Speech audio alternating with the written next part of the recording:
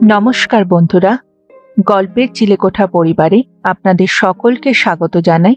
আমি সায়নী। আজ আমাদের নিবেদন বিখ্যাত সাহিত্যিক শ্রী অনীশ দেব রচিত গল্প ৩২শে জানুয়ারির রাত। গল্পটি কেমন লাগলো কমেন্টে জানাবেন। যদি ভালো লাগে লাইক করবেন, আর চ্যানেলটিতে যদি নতুন হয়ে থাকেন সাবস্ক্রাইব করবেন। তাহলে চলুন আর দেরি করব না, শুরু করি আজকের গল্প। শ্রী অনীশ দেব রচিত ৩২শে জানুয়ারির রাত।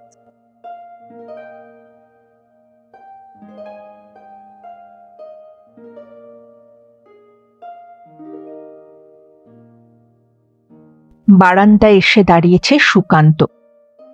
চোখ জ্বালা করছে, মাথা অসম্ভব ভার।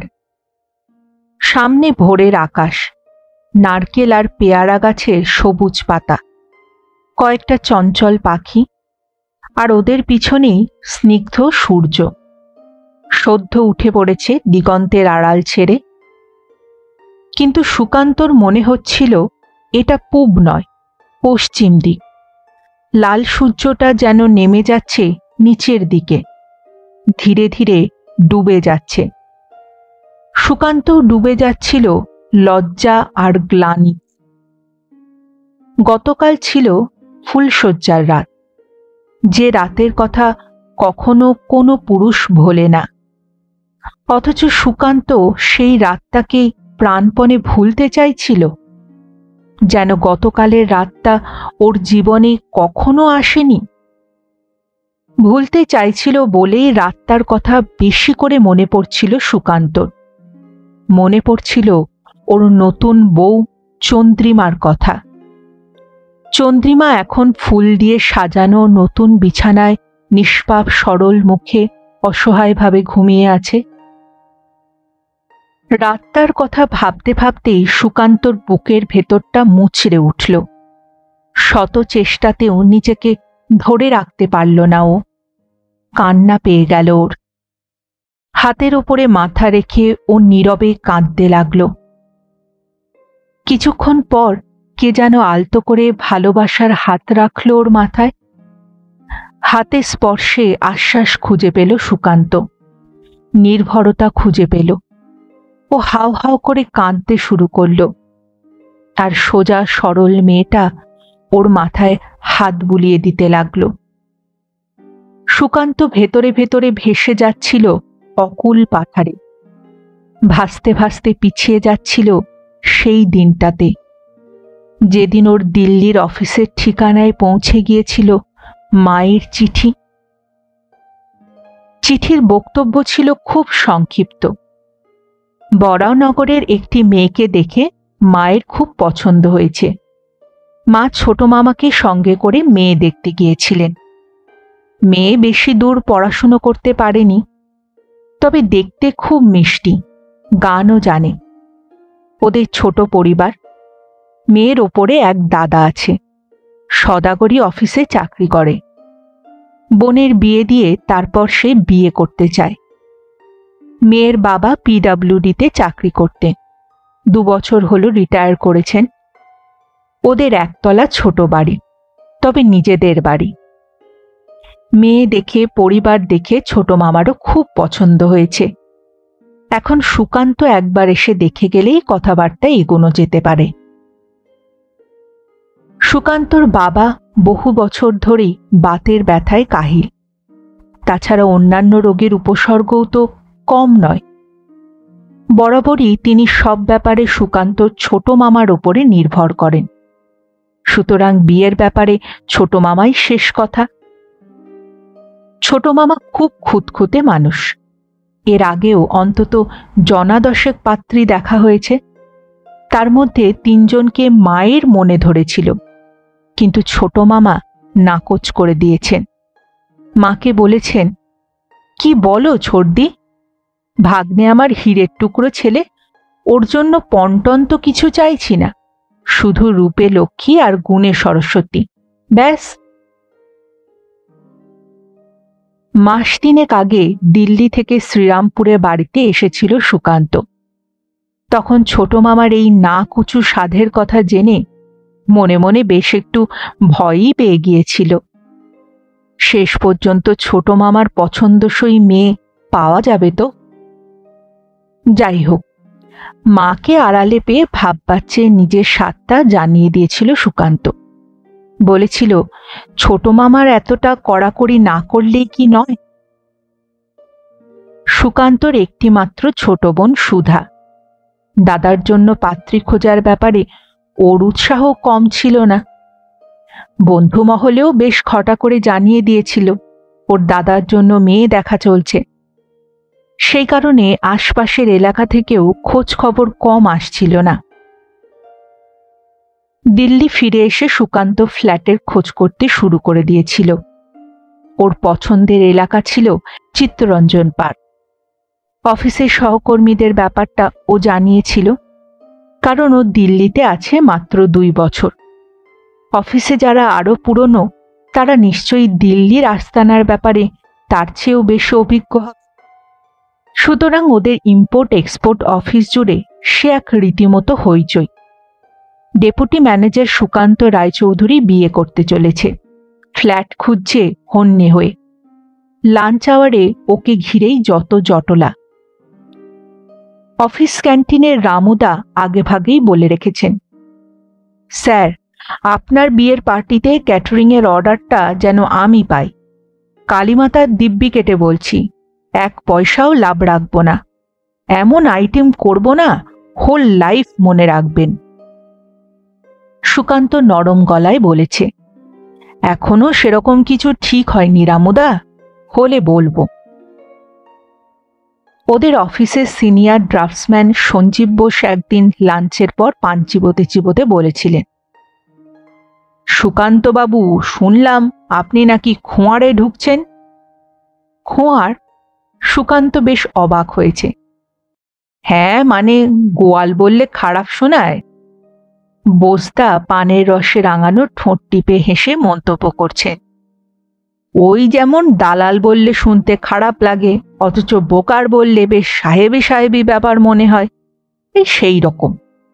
তবে এ বাঁধনের মজা এমন যে খোঁটাও দেখা যায় না, দড়িও দেখা যায় না, অথচ নাকে দড়ি দিয়ে শুধু ঘুরবা। অবশ্য প্রথম প্রথম ব্যাপারটা বেশ থ্রিলিং লাগবে। আবার হাসির রোল। সুকান্তর অফিসের পরিবেশটা এত ভালো যে সবাই যেন ওর আপনজন। আর সেই আপনজনদের তদারকিতে মায়ের চিঠি পাওয়ার মাসখানিকের মধ্যেই ওর সব কিছু গোছানো হয়ে গেল। চিত্তরঞ্জন পার্কে নতুন ফ্ল্যাট। নতুন ফ্ল্যাটে থাকতে একা একা লাগলেও সুকান্ত জানে এই নিঃসঙ্গতা আর বেশি দিন নয়। ওর কলেজ জীবনের বন্ধুদের অনেকেরই বিয়ে হয়ে গেছে, সেই জন্যই কি ও কিছুটা অধৈর্য হয়ে উঠেছে। বেশ কয়েকটা চিঠিপত্র চালাচালির পর দিল্লি থেকে শ্রীরামপুরে ফিরেছিল সুকান্ত। তারপর এক রবিবারের বিকেলে ছোট মামার সঙ্গে বরাহনগরে গিয়েছিল। মেয়েটির নাম চন্দ্রিমা, ডাকনাম মিনু। কথাবার্তা বলার পর সুকান্তর মনে হল মেয়েটি ছোট মামার রূপে লক্ষ্মী গুণে সরস্বতী না হলেও তার প্রায় কাছাকাছি। মিনু লেখাপড়া খুব একটা বেশি করেনি, তবে প্রাণ ঢেলে গান শিখেছে। সুকান্তর অনুরোধে খালি গলায় গান শোনাল, রূপে তোমায় ভোলাবো না, ভালোবাসায় ভোলাবো। সুকান্ত বিস্ময় মুগ্ধ চোখে মিনুকে দেখছিল। গানের সুরটা অনেকক্ষণ ধরে লেগেছিল ওর কানে। ও যেন অবশ হয়ে গিয়েছিল। ওদের মুখোমুখি বসেছিল মিনু। সুকান্তর প্রশ্নের ছোট ছোট উত্তর দিচ্ছিল আনত মুখে। মিনুর মা পাশে দাঁড়িয়েছিলেন। একটু অপ্রস্তুত হেসে বললেন, ও বরাবরই একটু কম কথা বলে বাবা। 30শে জানুয়ারি বিয়ের দিন ঠিক হলো। দিল্লির সব ব্যবস্থা পাকা করে 22শে জানুয়ারি কলকাতার ট্রেনে চড়ে বসেছিল সুকান্ত। ওর কানে তখনও সঞ্জীব বোসের কড়া রসিকতাগুলো বাজছে। ট্রেনের জানলা দিয়ে দূরের মাঠ প্রান্তর দেখতে দেখতে সুকান্তর মনে হলো আর কিছুদিন পরেই ও চন্দ্রিমাকে সঙ্গে নিয়ে কুঝিকঝিক করে আবার এই পথে ফিরবে। খুশি হুল্লোড় আর সানাইয়ের বাজনায় তাদের বিয়ে হয়ে গেল। পরদিন নতুন বউ নিয়ে শ্রীরামপুর ফিরে এলো সুকান্ত। সুধাকে ডেকে বলল, বাড়ির সকলের সঙ্গে তোর বৌদির আলাপ করিয়ে দে। সুধা মহা উৎসাহে ওর কাজে লেগে গেল। প্রথমে গোটা বাড়ি ঘুরিয়ে দেখালো মিনুকে, তারপর বাড়ির পিছনের বাগান। খুব অল্প সময়ের মধ্যেই ও মিনুকে নিজের বন্ধু করে নিল। তবে সুধা সারাক্ষণ বকবক করলেও মিনু খুব কম কথাই বলেছিল। সন্ধেবেলা মায়ের কাছ থেকে নতুন একজোড়া দুল নিয়ে এলো সুধা। এই দুলজোড়া গড়ানো হয়েছে নতুন বউয়ের জন্যে। কিন্তু সেই দুলজোড়া চন্দ্রিমাকে পরাতে যেতেই ও আচমকা ঝটকা মেরে মুখ ঘুরিয়ে নিল। শক্ত গলায় বলল, আমার কানের দুল খুলবে না। সুধা একটু থতমত খেয়ে গেল প্রথমটা, তারপর সামলে নিয়ে বলল, তোমার বাড়ির দুলজোড়া খুলে তোমার কাছেই রেখে দাও, আর এই নতুন দুলজোড়া একটু পরে নাও, তোমার জন্যেই দাদা তৈরি করিয়েছে।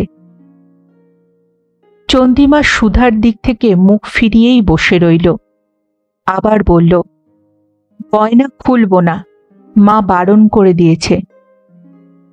সুধার ফর্সা টকটকে মুখ লাল হয়ে গেল। ওর কান্না পেয়ে গিয়েছিল।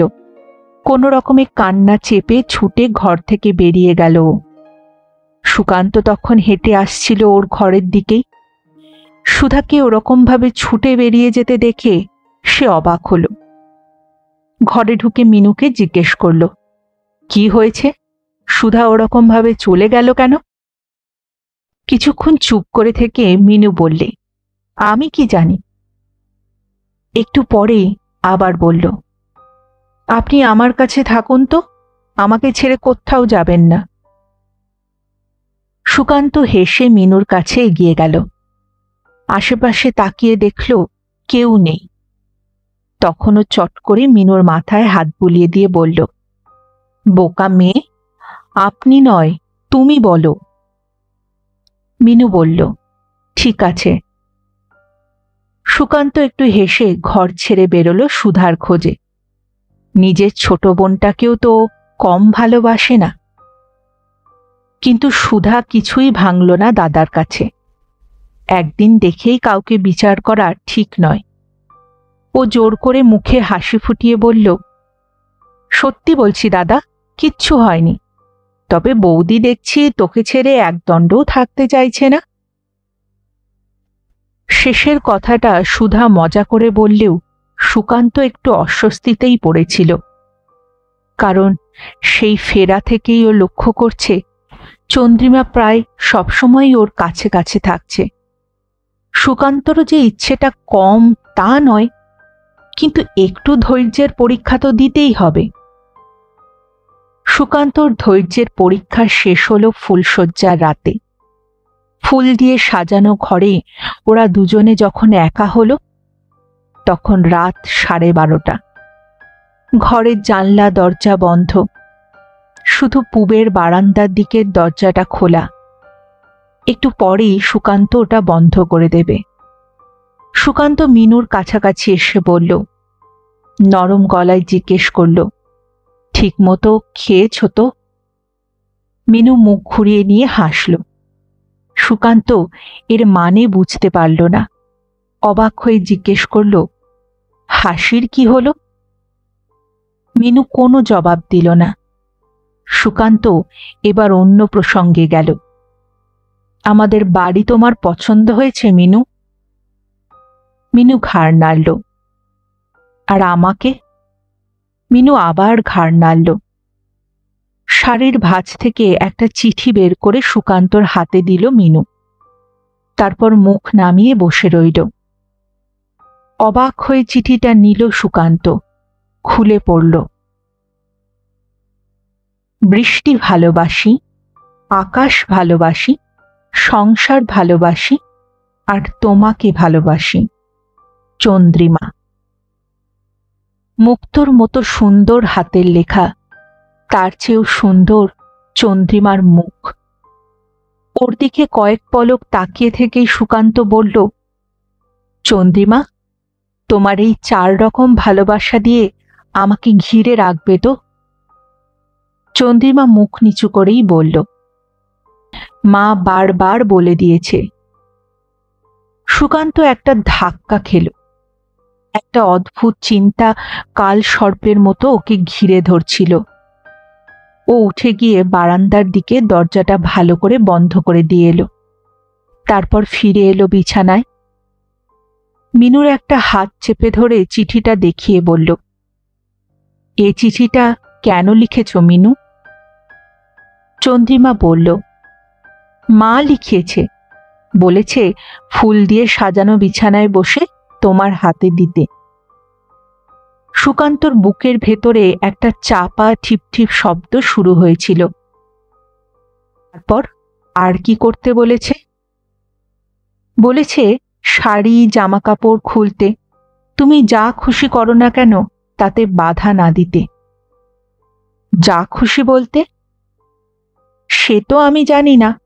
মা বলেছে আমায় কিছুই করতে হবে না, যা করবার তুমিই করবে।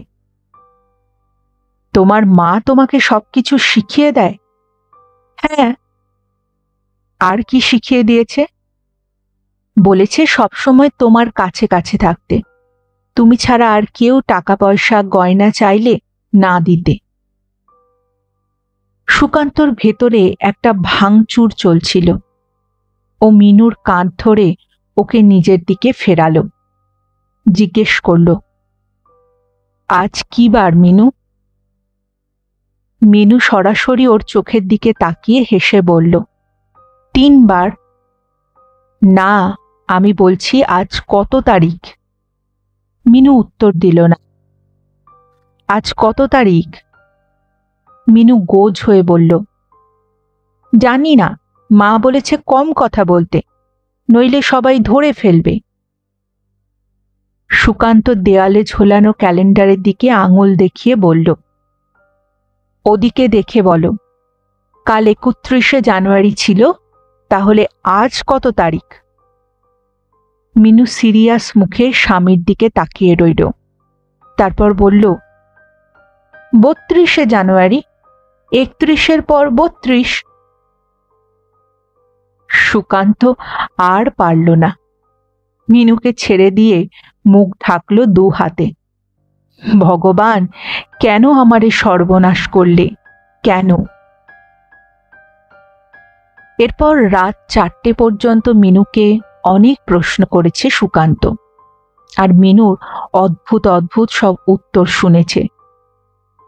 প্রশ্ন উত্তরের পালা চলছিল, আর সুকান্ত ভেতরে ভেতরে আরও ভেঙে চুরে যাচ্ছিল। একটা পাগল করা অনুভবের মধ্যে ডুবে যেতে যেতে সুকান্ত বুঝতে পারছিল ভেসে ওঠার কোনো আশা নেই। একসময় সুকান্ত জিজ্ঞেস করছিল, কবে থেকে তোমার এরকম মাথা খারাপ? উত্তরে সরল মুখে সুন্দরী মেয়েটা বলছে, ক্লাস 7 থেকে, তবে মা বলেছে ডাক্তার দেখালে ঠিক হয়ে যাবে। তোমার কি মনে হয় তুমি সেরে উঠেছ? এইবার তো সেরে উঠব। মা বলেছে আর যেটুকু আছে সেটা বিয়ের পর ঠিক হয়ে যাবে। কিভাবে ঠিক হবে? মা বলেছে তুমি আদর করলেই সব ঠিক হয়ে যাবে। শেষের কথাটা বলেই হঠাৎ করে মিনু কাত হয়ে শুয়ে পড়ল বিছানায়। তারপর হাই তুলল, আর তারপর ঘুমিয়ে পড়ল। আবছা অন্ধকার ঘরে পাথরের মতো বসে রইল সুকান্ত। আর কোনো রকম অনুভূতি ওর ভেতরে কাজ করছিল না। একসময় চন্দ্রিমার কাছ থেকে খানিকটা দূরে শরীর এড়িয়ে দিয়েছিল। হাতের উল্টো পিঠ মাথায় রেখে এলোমেলো অনেক কথাই ভাবতে চেষ্টা করেছিল। ছোট মামা কি চন্দ্রিমাদের পাড়ায় ভালো করে খোঁজ খবর নেননি? সুকান্তও তো বিয়ের আগে ওকে দেখেছে, কথা বলেছে, ওর গান শুনেছে, কই কিছুই তো বুঝতে পারেনি। সেই অবশ করে দেওয়া গান এখনো সুকান্তর কানে লেগে আছে, কি প্রাণ ঢেলেই না গানটা করেছিল মেয়েটা। তখন ওকে সত্যি সরস্বতী মনে হচ্ছিল। পাখির ডাক কানে যেতেই সুকান্ত বুঝতে পেরেছে ভোর হয়েছে। ও উঠে এসেছে বারান্দায়। গতকাল রাত্রের কথাটা ও প্রাণপণে ভুলতে চাইছিল। চন্দ্রিমা নিশ্চয়ই অজান্তেই বলেছে। গতকাল ছিল ৩২শে জানুয়ারি, এমন তারিখ যা ক্যালেন্ডারে নেই। ওই দিনটা সুকান্ত নিজের জীবনের ক্যালেন্ডার থেকে মুছে ফেলতে চায়, কিন্তু সত্যি সত্যি কি মুছে ফেলতে পারবে কখনো? এরপর অসম্ভব সময়টা শুরু হলো। সুকান্ত প্রথমে কথাটা জানালো ছোট মামাকে। ছোট মামার কাছ থেকে মা শোনা মাত্রই বাড়িতে কান্নার রোল শুরু হয়ে গেল। তার সঙ্গেই কানাকানি, গুঞ্জন, ফিসফাস। সুকান্ত সারাটা দিন গুম হয়ে বসে রইল। সুধা ছলছলে চোখ নিয়ে মায়ের কাছে কাছে থাকতে চেষ্টা করল। বাড়িতে হাজির আত্মীয় স্বজন নানা মন্ত্রণার পরামর্শ দিতে শুরু করল, কিন্তু এ অবস্থায় চন্দ্রিমাকে নিয়ে ঠিক যে কি করা উচিত সেটাই কেউ ঠিক মতো বলতে পারল না। চন্দ্রিমা নিতান্ত উদাসীন হয়ে এ ঘর থেকে ও ঘর ঘুরে বেড়াতে লাগল। ও সুকান্তর কাজ ঘেঁষে থাকতে চেয়েছিল, কিন্তু সুকান্ত বিরক্তি দেখানোয় স্বামী আজ্ঞা শিরোধার্য করে সরে গেছে। কয়েক ঘন্টার মধ্যেই খবরটা বাড়ি থেকে ছড়িয়ে গেল পাড়ায়। নেমন্তন্ন খেয়ে ফিরে যাওয়া প্রতিবেশীরা রীতিমতো অবাক হলো। কেউ কেউ সহানুভূতি দেখালো, কেউ বা সুকান্ত ছোট মামাকে পাত্রী দেখার ব্যাপারে অনভিজ্ঞ বলে দোষারোপ করল। অনেক রাতে সুকান্তর সঙ্গে কয়েক প্রস্ত আলোচনার পর গুরুজনেরা সিদ্ধান্ত নিলেন চন্দ্রিমাকে ওর বাপের বাড়িতে ফিরিয়ে দিয়ে আসা হবে।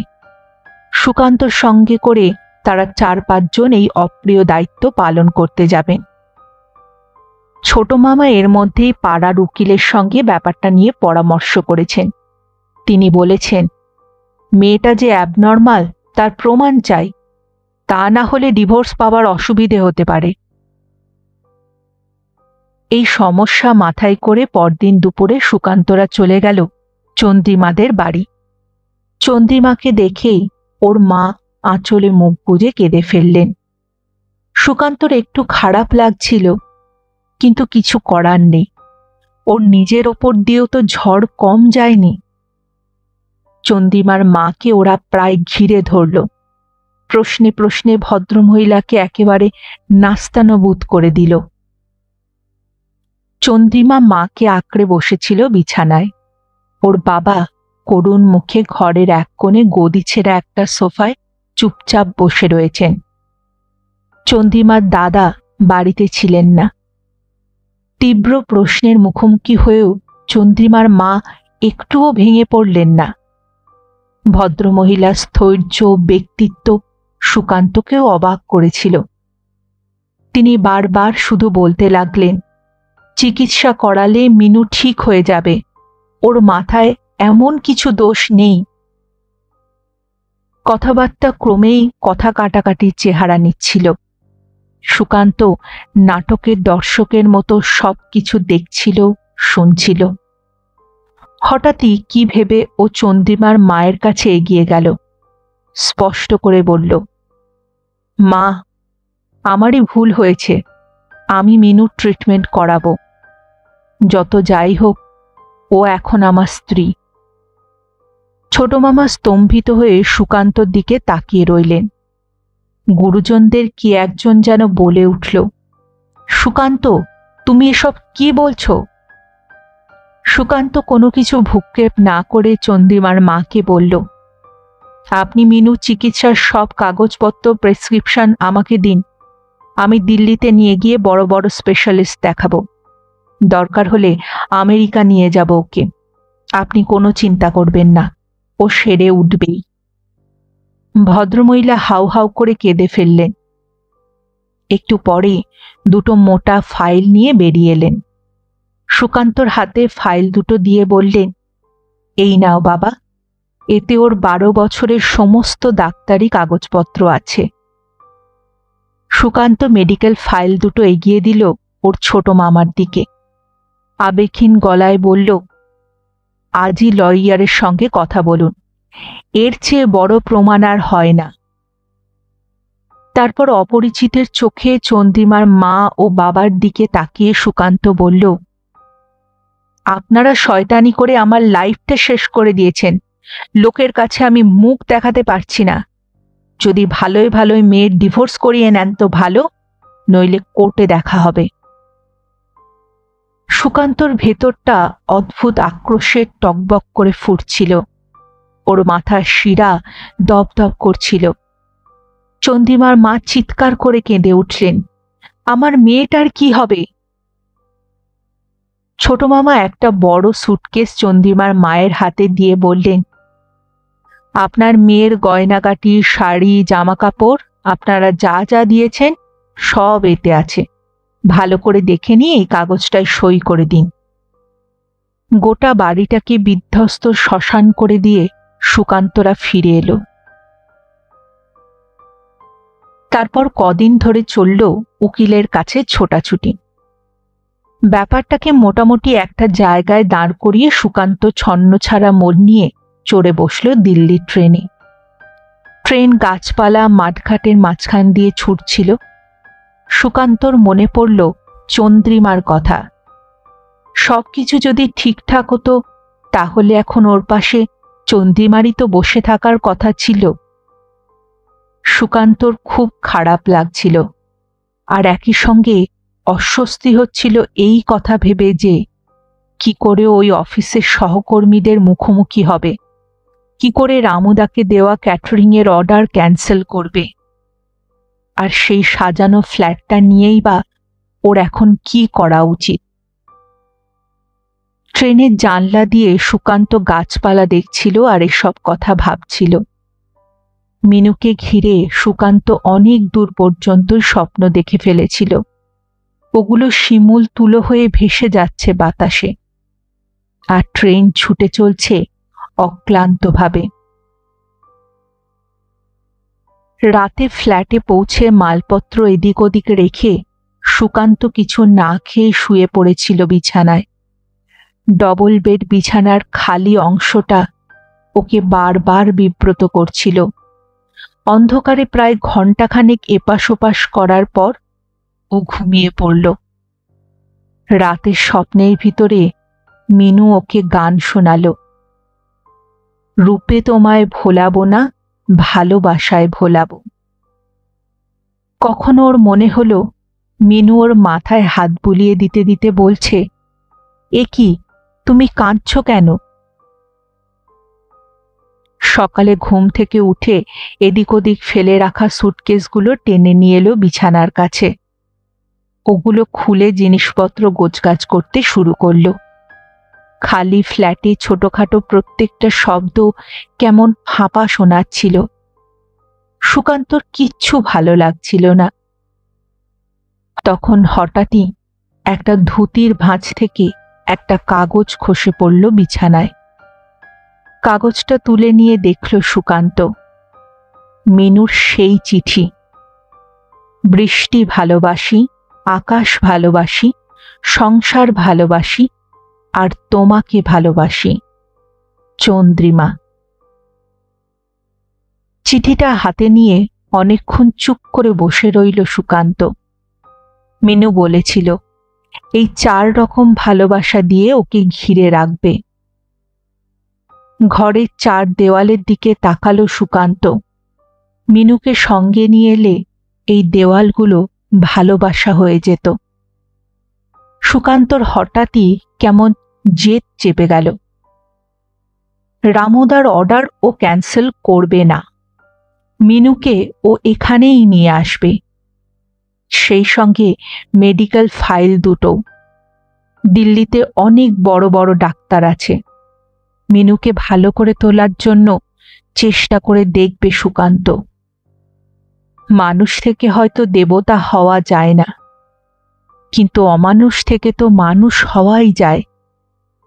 সুকান্ত একবার সেই চেষ্টাই না হয় করে দেখবে।